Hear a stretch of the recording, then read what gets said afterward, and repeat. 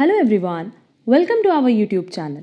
हमारा आज का टॉपिक है comparative evaluation of forms of organisation. Basically ये टॉपिक जितना रेलेवेंट बीकॉम स्टूडेंट के लिए है उतना ही एमकॉम एंट्रेंस एग्ज़ाम के लिए भी है। हमने बिजनेस ऑर्गेनाइजेशन पे एक एमसीक्यू सेशन अपलोड किया था और उस पर बहुत अच्छा रिस्पॉन्स आप लोगों ने दिया है। बट वहाँ हमने सिर्फ एमसीक्यूज डिस्कस किए थे और कुछ बेसिक कॉन्सेप्ट्स डिस्कस किए थे। अब बिजनेस ऑर्गेनाइजेशन से रिलेटेड जो भी इंपॉर्टेंट टॉपिक्स हैं उनको हम आने वाले सेशंस में डिस्कस करने वाले हैं। अब क्योंकि हम लोग को पता है कि एमकॉम एंट्रेंस एग्ज़ाम के लिए बहुत डिटेल में हमें स्टडी करने की ज़रूरत नहीं है, सिर्फ बेसिक अगर हमें पता है तो बहुत ही ईजिली हम सारे एमसीक्यूज कवर कर पाएंगे। तो forms of organisation no doubt जितना रेलेवेंट बीकॉम स्टूडेंट्स के लिए है उतना ही एमकॉम एंट्रेंस एग्जाम के लिए भी है। और यहाँ हम लोग कंपैरेटिव एवैल्यूएशन में जितने इंपॉर्टेंट टॉपिक्स हैं related to forms of organisation सब पे डिस्कशन करने वाले हैं। इसी तरीके से कंपैरेटिव एवैल्यूएशन हम आगे भी अपलोड करेंगे, क्योंकि यहाँ देखो हमने जो टॉपिक्स कवर किए हैं वो है soul proprietorship, partnership, joint Hindu family business, cooperative society and company.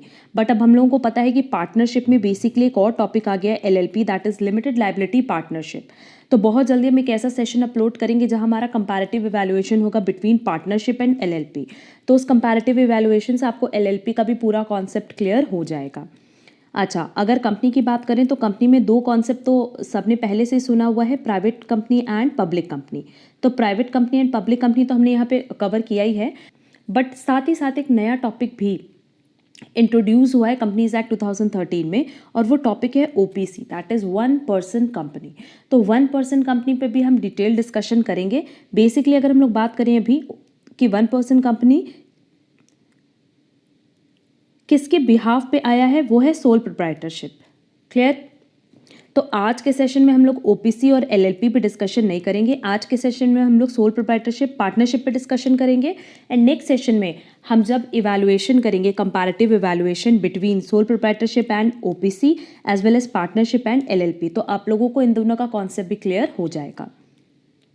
Business organisation की बात करें तो ये बहुत इंपॉर्टेंट टॉपिक है for BCom entrance exam as well as MCom entrance exam. तो यहाँ हमने ना वो सारे टॉपिक्स कवर कर लिए हैं जिससे आप लोग को इन पांचों का कॉन्सेप्ट भी क्लियर हो जाएगा, और साथ ही साथ जो भी अदर रेलेवेंट टॉपिक्स हैं जहाँ हम कंपैरिजन कर सकते हैं वो भी हमने यहाँ पे कवर किए हैं। तो एमसीक्यू सेशन के लिए आज की क्लास बहुत इंपॉर्टेंट होने वाली है। अच्छा, बीकॉम एग्ज़ाम की बात करें तो बीकॉम एग्ज़ाम में भी बहुत बार ऐसे डिफरेंसेस पूछता है, कंपैरेटिव एवैल्यूएशन पूछता है। तो बीकॉम रेगुलर एग्ज़ाम के लिए भी आज की क्लास बहुत रेलेवेंट है। अच्छा, इसके नोट्स की बात करें तो नोट्स का जो पीडीएफ है वो आपको हमारे टेलीग्राम चैनल पे मिल जाएगा, और टेलीग्राम चैनल की लिंक आपको डिस्क्रिप्शन बॉक्स में दी गई है। हमने पहले भी बताया कि हमने एक टेलीग्राम चैनल बनाया है, सीए काजल डिरोलिया एक्सेल एडुकेयर। तो हमारी यही रिक्वेस्ट है कि आप टेलीग्राम चैनल ज़रूर ज्वाइन कर लो, क्योंकि फिर आप लोग कमेंट बॉक्स में और व्हाट्सएप पे पूछते हो कि मैम इसके नोट्स कहाँ मिलेंगे, पीडीएफ कहाँ मिलेंगे। पहले हमने क्या किया था कि टेलीग्राम पे एक ग्रुप बनाया था एमकॉम एंट्रेंस एग्जाम से रिलेटेड, बट अब उस ग्रुप पे हम कुछ भी अपडेट नहीं कर रहे हैं। अब जो हमारा चैनल है सीए काजल डिरोलिया एक्सेल एडुकेयर, उसी पे आपको सब नोट्स, पीडीएफ्स, क्लासेस की अपडेट सब कुछ मिल जाएगा।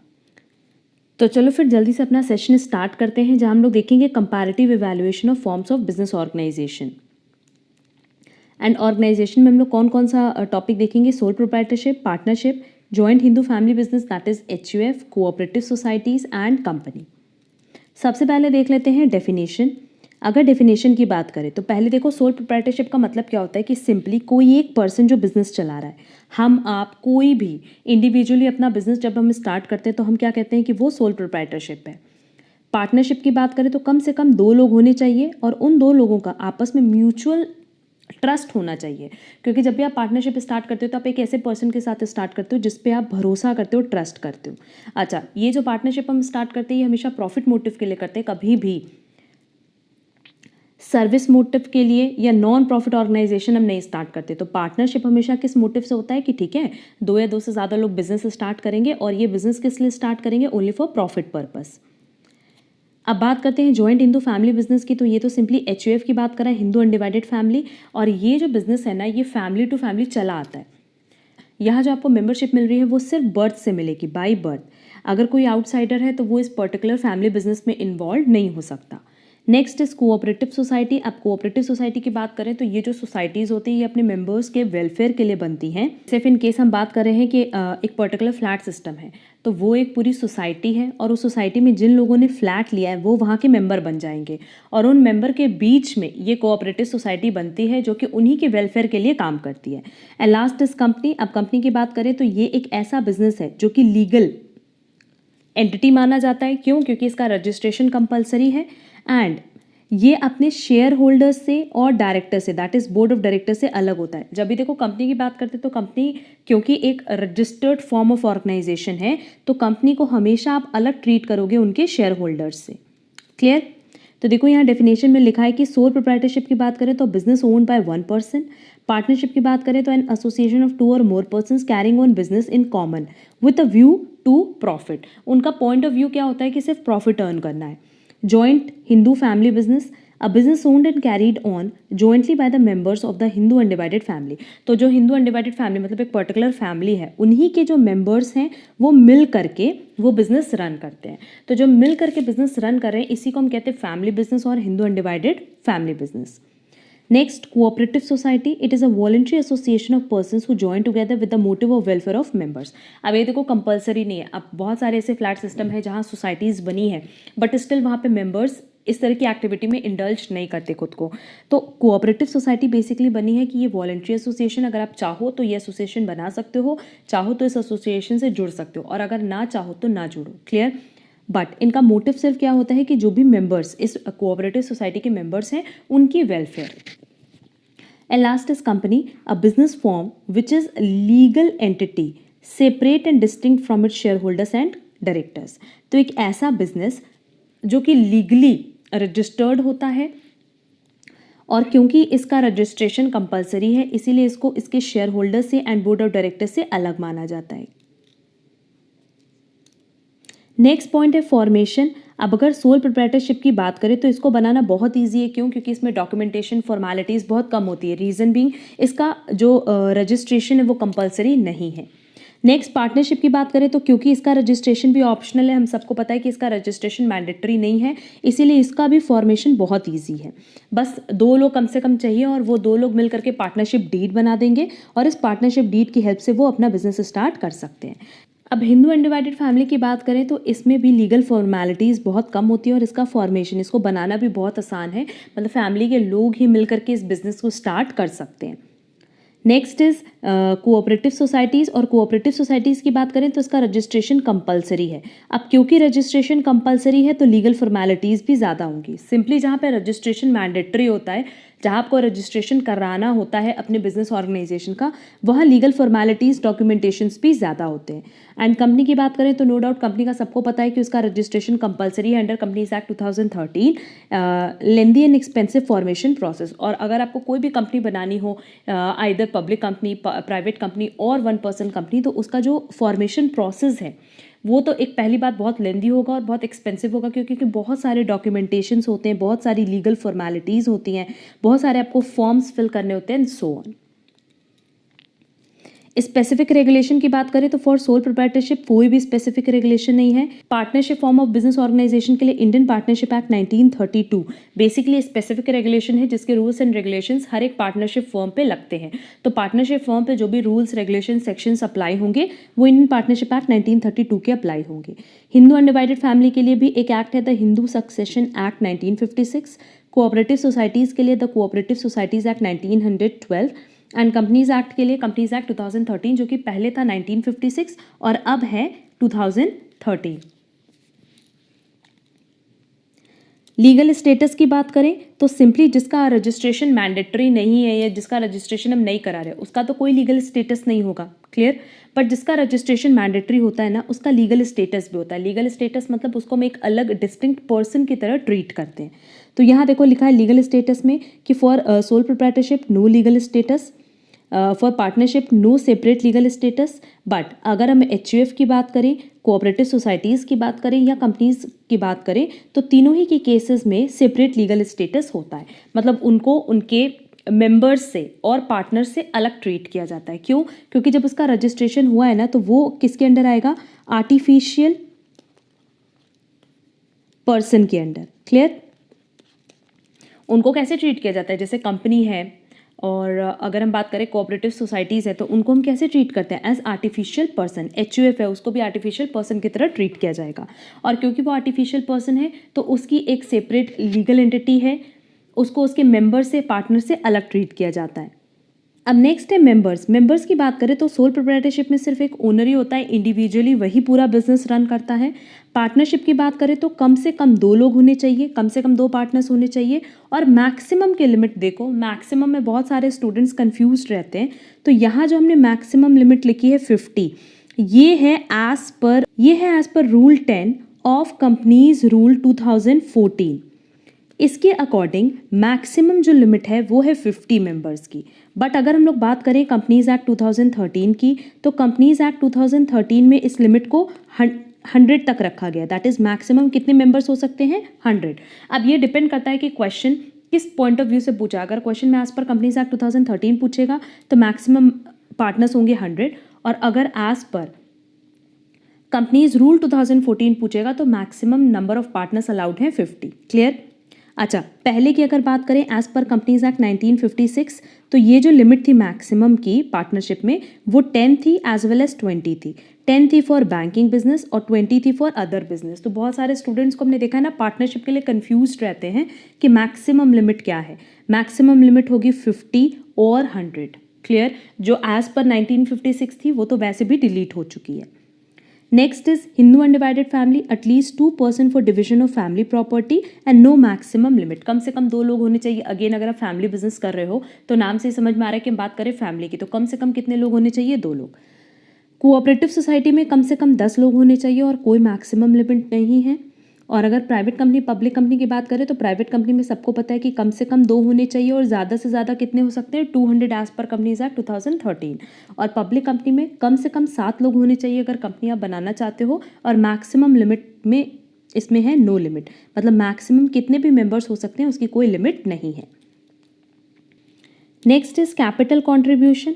आप कैपिटल कंट्रीब्यूशन की बात करें तो सोल प्रोप्राइटरशिप बिजनेस जो है आप बहुत कम कैपिटल से भी स्टार्ट कर सकते हो। थोड़ा बहुत भी पैसा अगर आपके पास हो तो आपको मार्केट से पैसा उठाने की ज़रूरत नहीं है, आप सीधे सीधे अपना बिजनेस स्टार्ट कर सकते हो, क्योंकि जितना पैसा होगा उसी के लेवल का हम लोग बिजनेस स्टार्ट करेंगे। अब पार्टनरशिप की बात करें तो पार्टनरशिप में भी नो डाउट बहुत कम ही कैपिटल कॉन्ट्रीब्यूशन लगता है, but more then sole proprietorship लगता है। हिंदू अनडिवाइडेड फैमिली में तो सिंपल है, जो एंसेस्ट्रल प्रॉपर्टी चली आ रही है वही हमारी कैपिटल कंट्रीब्यूशन मानी जाएगी। कोऑपरेटिव सोसाइटी में कोई भी रिसोर्सेज की रिक्वायरमेंट आपको नहीं है, अलग से कुछ भी फंड आपको इन्वेस्ट करने की ज़रूरत नहीं है। अब अगर हम लोग प्राइवेट कंपनी और पब्लिक कंपनी की बात करें तो प्राइवेट कंपनी में मिनिमम पेड अप कैपिटल है, उसकी कोई लिमिट नहीं है एज पर कंपनीज एक्ट 2013, मतलब कितने से भी आप अपनी प्राइवेट कंपनी स्टार्ट कर सकते हो।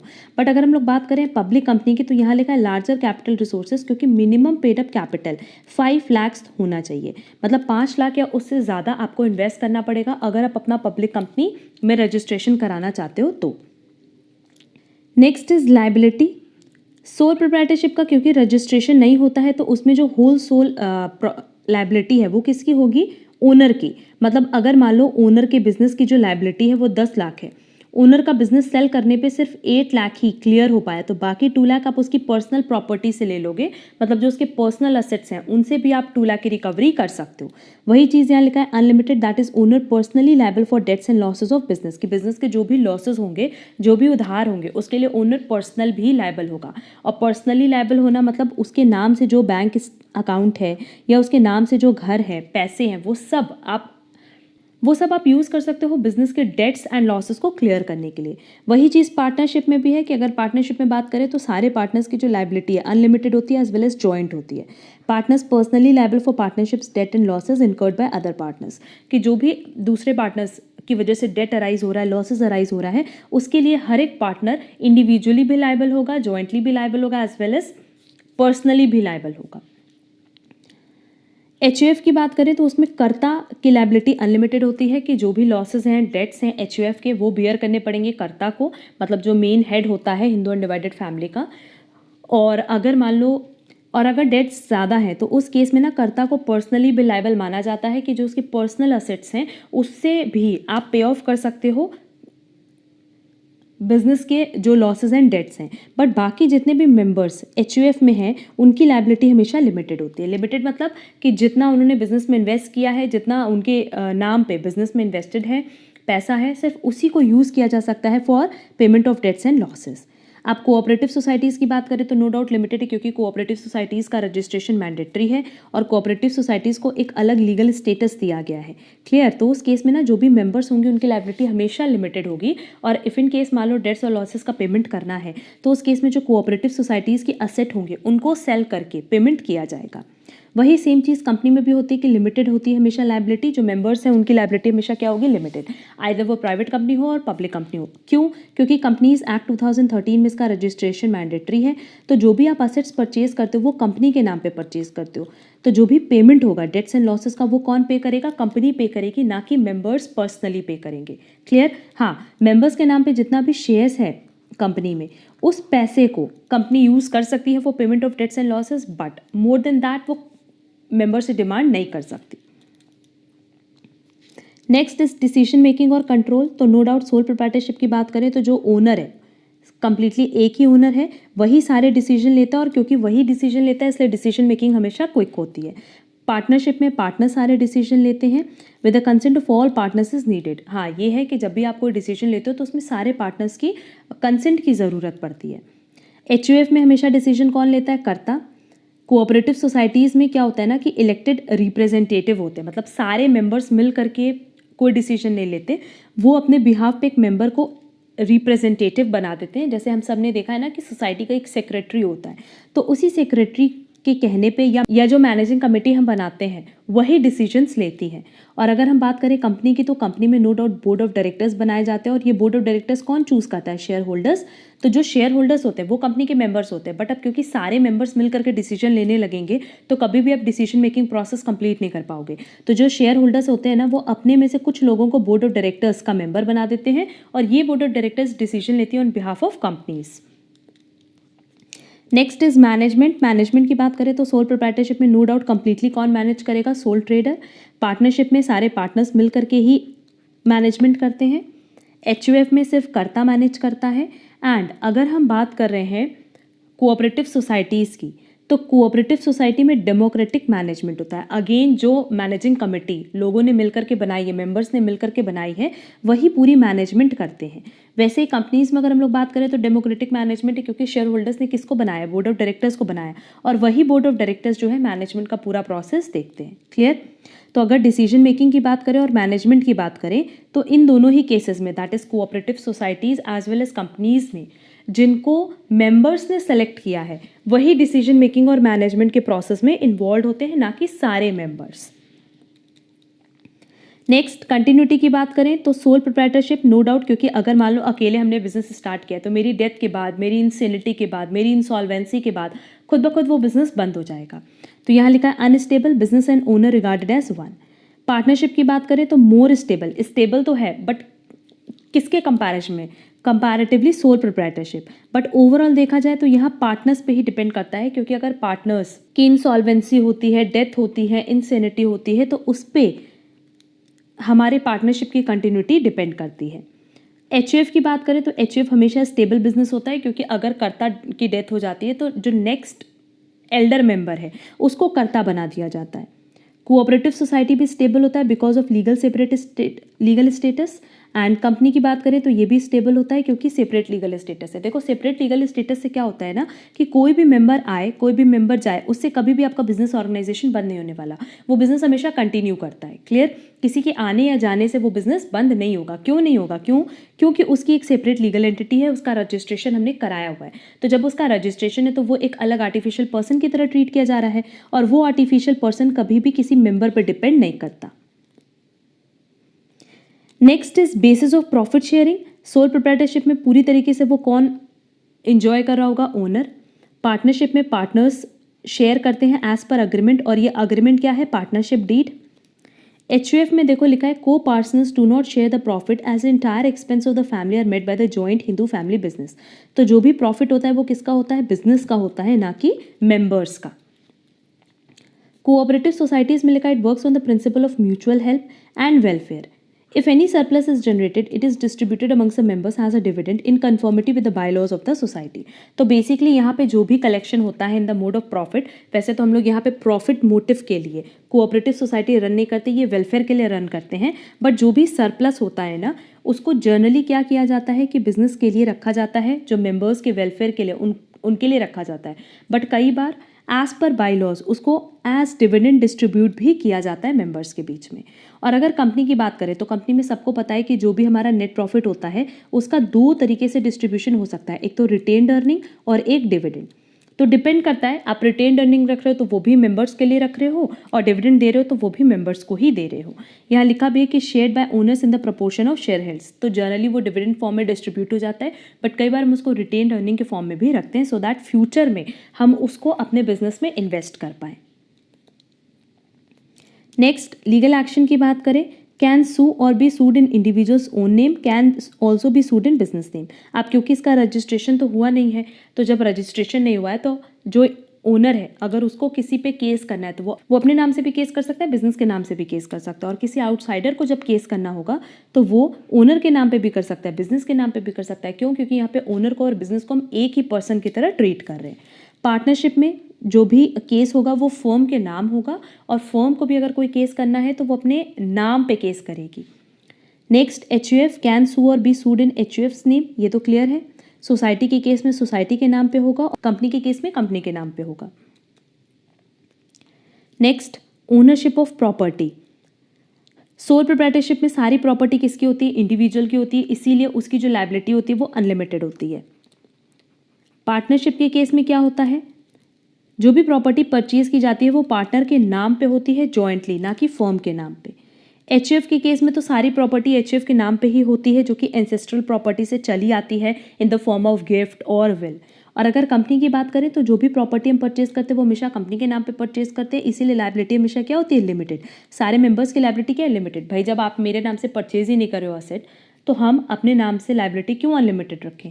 लिमिटेड और अनलिमिटेड लायबिलिटी किसके नाम पे होती है? कंपनी के नाम पे, क्योंकि भाई कंपनी के नाम पे ही अपने प्रॉपर्टी परचेज किया तो उसी को बेच करके हम डेट्स एंड लॉसेस का रीपेमेंट करते हैं. Next is ownership transfer. Soul proprietorship में आप कभी भी ओनरशिप ट्रांसफर कर सकते हो, आपके ऊपर है, उस पर्टिकुलर ओनर पे है. पार्टनरशिप में रिस्ट्रिक्टेड है. क्यों? क्योंकि देखो पार्टनरशिप हमेशा बनता है और म्यूचुअल ट्रस्ट. अब मान लो ABC का आपस में म्यूचुअल ट्रस्ट है, इन तीनों ने पार्टनरशिप स्टार्ट किया. C कह रहा है कि हम अपनी पार्टनरशिप ट्रांसफर कर देंगे D को. हो सकता है C और D के बीच में तो अच्छी अंडरस्टैंडिंग है, पर A और B की D के साथ न बनती हो, तो उस केस में ये पार्टनरशिप नहीं चल पाएगी. इसीलिए पार्टनरशिप की बात करें तो इसमें जो ट्रांसफर होता है ओनरशिप का, उस पर रिस्ट्रिक्शन है. सेम HUF की भी बात करें तो coparceners of the HUF can not gift or transfer their rights in the assets. ये तो क्लियर है, क्योंकि जो HUF की प्रॉपर्टी है या हिंदू अनडिवाइडेड फैमिली में जो मेंबर्स होते हैं वो तो घर के ही होते हैं ना, बाय बर्थ आपको वो राइट मिलता है. आप किसी आउटसाइडर को कभी भी फैमिली बिजनेस का हिस्सा नहीं बना सकते.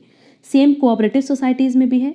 अच्छा, प्राइवेट कंपनी की बात करें तो इसमें रिस्ट्रिक्टेड है एंड रिलेटिवली डिफिकल्ट है. क्यों? क्योंकि प्राइवेट कंपनी में वही लोग जुड़े होते हैं जो फैमिली के हैं, जो घर के हैं, फ्रेंड्स हैं. तो वहाँ ना प्राइवेट कंपनी में आपको शेयर्स ट्रांसफ़र करने पे रिस्ट्रिक्शन होता है, पर पब्लिक कंपनी में ऐसा नहीं होता है. पब्लिक कंपनी में आप शेयर्स ईजिली ट्रांसफ़र कर सकते हो. Clear? Next is business stability. इसी पॉइंट पर भी हमने ऊपर भी डिस्कशन किया था कि अगर हम बात करें सोल प्रोप्राइटरशिप का तो इसका बिजनेस जो है अनस्टेबल होता है. क्यों? क्योंकि अगर प्रोप्राइटर की मान लो सडन डेथ हो जाती है या इंसॉल्वेंसी हो जाती है, इनसेनिटी हो जाती है, तो उसको बिजनेस बंद करना पड़ेगा. पार्टनरशिप की बात करें तो it depends upon the life, insolvency, lunacy of partners. Partners की लाइफ पे है, इंसॉल्वेंसी पे है, ल्यूनेसी पे. मान लो दो ही पार्टनर्स हैं, एक पार्टनर की डेथ हो गई तो नो डाउट पार्टनरशिप क्या होगी? खुद ब खुद बंद हो जाएगी. Next is HUF. Stable business continues even if karta dies as a next eldest member takes up his position. Cooperative societies की बात करें तो परपीचुअल एग्जिस्टेंस और stable. Death insolvency of its members does not affect the life. पहले हमने बताया कि क्योंकि कोऑपरेटिव सोसाइटीज़ का एक अलग रजिस्ट्रेशन होता है, सेपरेट लीगल स्टेटस उसका माना जाता है, तो उस केस में उसके मेंबर्स आए या जाएं उससे उसको कोई फ़र्क नहीं पड़ता. क्यों? क्योंकि उसकी परपीचुअल एग्जिस्टेंस होती है. जब हम बात करते हैं परपीचुअल एग्जिस्टेंस की तो इसका मतलब होता है कि किसी भी मेंबर के आने या जाने से जो बिजनेस ऑर्गेनाइजेशन की लाइफ है उस पर कोई इफेक्ट नहीं होगा। और यही सेम चीज़ अप्लाई होता है कंपनीज़ में भी क्योंकि इसका रजिस्ट्रेशन होता है कंपनीज एक्ट 2013 में, तो इसके मेंबर्स पे कभी भी इसकी लाइफ डिपेंड नहीं करती। Next is business secrets. Sole proprietor में तो no doubt complete secrecy maintain होती है, रीजन बिंग सिर्फ एक ही ओनर है तो उसी को उसके बिजनेस के बारे में पता होता है। पार्टनरशिप में पार्टनर्स के बीच में सीक्रेट्स शेयर्ड होते हैं। HUF में सिर्फ कर्ता को पता होता है, that is perfect secrecy as all the decisions are taken by the karta himself. Cooperative societies में सारे मेंबर्स को पता होता है सीक्रेट। प्राइवेट कंपनी में जो सीक्रेट्स है वो किसको शेयर करेंगे, मेंबर्स को, बट पब्लिक कंपनी में सीक्रेट किसको पता होता है, पब्लिक को। क्यों? क्योंकि पब्लिक को ही उस कंपनी में पैसा इन्वेस्ट करना है। Next is tax liability. Soul proprietorship में वैसे कोई टैक्स लायबिलिटी नहीं अराइज होती है। क्यों? क्योंकि जो भी प्रॉफिट होता है वो इंडिविजुअल का ही होता है और इंडिविजुअल अपने इनकम टैक्स रिटर्न में उसको मेंशन करता है। यहाँ लिखा है no tax is applicable in case of sole proprietorship, rather the business owner file their business taxes as part of their individual tax return। Partnership की बात करें तो अगेन कोई स्पेशल इनकम टैक्स रूल इस पे एप्लीकेबल नहीं है। HUF की बात करें तो tax is applicable. HUF is tax separately from its members और HUF का अलग अलग टैक्सेशन होता है। HUF is taxed on same slab rates which are applicable to an individual. Cooperative societies की बात करें तो इस पर इनकम टैक्स अप्लाई नहीं करता, इनकम टैक्स ये एग्जेम्प्ट है। और अगर कंपनीज़ की बात करें तो नो डाउट प्राइवेट कंपनी में as well as public company पे हेवी टैक्स की एप्लीकेबिलिटी होती है। Next, auditing of accounts. Sole proprietorship में ऑडिट कराना कंपलसरी नहीं है, एज वेल एज पार्टनरशिप में भी कंपलसरी नहीं, क्योंकि जब इसका रजिस्ट्रेशन ही कंपलसरी नहीं है तो इसकी ऑडिट भी कंपलसरी नहीं है। बट अगर HUF की बात करें तो it required in case of whose total sales और टर्नओवर और ग्रॉस रिसीट्स। देखो तीनों चीज़ मेंशन किया है। टोटल सेल्स मतलब हम सेल्स की बात करें, sales minus sales return, turnover मतलब भी सेल्स हुआ और ग्रॉस रिसीट्स मतलब भी सेल्स हुआ। अगर ये एक्सीड करिए 60 lakh in any previous year, मतलब पिछले साल अगर ये 60 लाख से ज़्यादा है तो उस केस में ऑडिट कराना कंपलसरी है। कोऑपरेटिव सोसाइटीज़ एंड कंपनीज़ की बात करें तो नो डाउट इसमें कंपलसरी। क्यों? क्योंकि इनका रजिस्ट्रेशन कंपलसरी है तो इनकी ऑडिट भी कंपलसरी है। एंड लास्ट टॉपिक है हमारा वाइंडिंग अप। वाइंडिंग अप मतलब बिजनेस को पैकअप करना, क्लोज करना। तो सोल प्रोप्राइटरशिप में तो जब ओनर का मन करेगा वो अपना बिजनेस पैकअप कर सकता है, उसके लिए उसको किसी से पूछने की या कहीं बताने की ज़रूरत नहीं, क्योंकि उसका रजिस्ट्रेशन ही नहीं हुआ है। पार्टनरशिप की बात करें तो पार्टनरशिप में भी क्योंकि रजिस्ट्रेशन कंपलसरी नहीं है तो बहुत सारी रिक्वायरमेंट्स नहीं होती। हाँ, अगर रजिस्ट्रेशन है तो भी उस केस में आपको एक ऑप्शन दिया जाता है वॉलंटरी वाइंडिंग अप का। कई बार हमें कोर्ट की भी हेल्प लेनी पड़ती है, बट जर्नली क्या होता है कि वॉलंटरी वाइंडिंग अप हो जाता है। अगर सारे पार्टनर्स अग्री हैं तो आप अपने बिजनेस को वाइंड अप कर सकते हो। HUF में लिखा है at will of all members of the family, any single member has no right to get the business dissolve. अगर फैमिली बिजनेस है तो फैमिली बिजनेस के लिए फैमिली मेंबर्स की कंसेंट चाहिए और वो कंसेंट सारे मेंबर्स की होनी चाहिए। ऐसा नहीं कि सिर्फ कर्ता बोल देगा कि हम बिजनेस बंद करें तो बंद हो जाएगा। क्लियर? कोऑपरेटिव सोसाइटीज़ को अगर आपको वाइंड अप करना है तो प्रॉपरली आपको एक्ट फॉलो करना होगा, उसके रूल्स रेगुलेशंस फॉलो करने पड़ेंगे। और अगर कंपनीज़ को भी वाइंड अप करना है तो अकॉर्डिंगली कंपनीज एक्ट 2013 जो भी रूल्स एंड रेगुलेशंस है, प्रोविजंस है, वो फॉलो करके आप वाइंड अप कर सकते हो। ये मेंबर्स के कहने पे नहीं बंद होता। इसको वाइंड अप करने के लिए प्रॉपर हमें rules regulations of companies act 2013 follow करने होते हैं। तो ये ओवरऑल कंपैरिजन था हमारा between forms of business organisation. यहाँ हमने कुछ forms of business organisation deal किया और हमने जैसा बताया कि बहुत जल्दी हमें क्लास अपलोड करेंगे जहाँ पार्टनरशिप का हम कंपैरिजन करेंगे LLP के साथ, सोल प्रोप्राइटरशिप का कंपैरिजन करेंगे 1 पर्सन कंपनी के साथ। तो उससे क्या होगा कि आपका 1 पर्सन कंपनी एंड LLP का जो कॉन्सेप्ट है वो भी क्लियर हो जाएगा। अब इस कंपैरिजन चार्ट से देखो हुआ क्या कि सारे टॉपिक्स हम लोग को डिटेल में क्लियर भी हो गए और अगर MCQs पूछेगा तो वो भी अब बहुत ही ईजिली आंसर कर सकते हो। अगर आपको आज की क्लास यूज़फुल लगी है तो वीडियो को लाइक ज़रूर करना एंड अगर आप हमारे चैनल पर नए हो तो चैनल सब्सक्राइब ज़रूर कर लेना सो दैट आगे की क्लासेस के नोटिफिकेशन आपको टाइमली मिल पाए। अब हम लोग मिलेंगे हमारी नेक्स्ट क्लास में जहाँ हम लोग कुछ और इंपॉर्टेंट टॉपिक डिस्कस करेंगे related to BCom and MCom entrance exam. आज के लिए बस इतना। Thank you so much.